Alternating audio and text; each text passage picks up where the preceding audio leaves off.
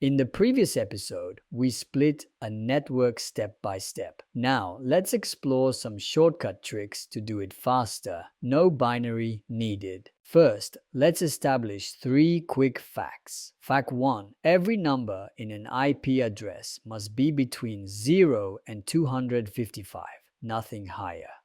Subnet masks only use these numbers. Why? Because each number represents a row of ones followed by zeros in binary. No gaps allowed. Memorizing common CIDRs and their block sizes helps you instantly spot the network size, even before doing any math.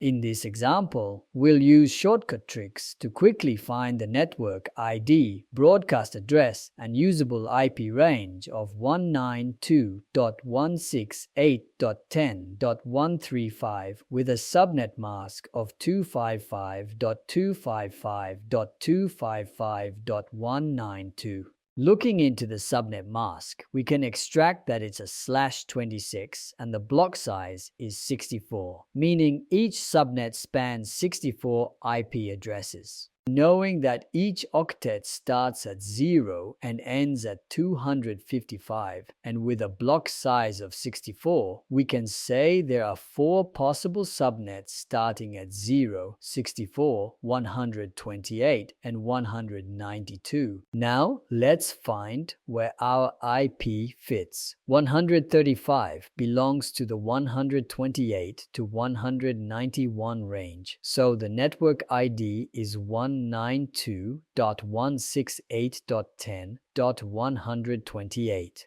So, by using shortcuts, we've found network ID is 192.168.10.128, broadcast is 192.168.10.191. Usable IPs range from 129 to 190. Quick, clear, and binary free.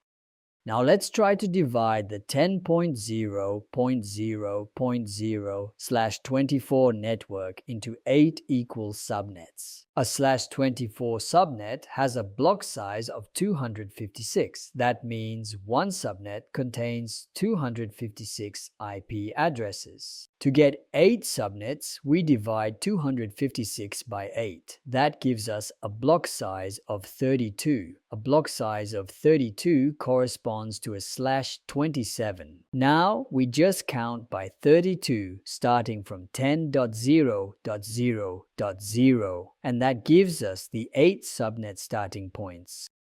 Okay, now it's your turn. What's the next subnet after 10.0.0.32/28?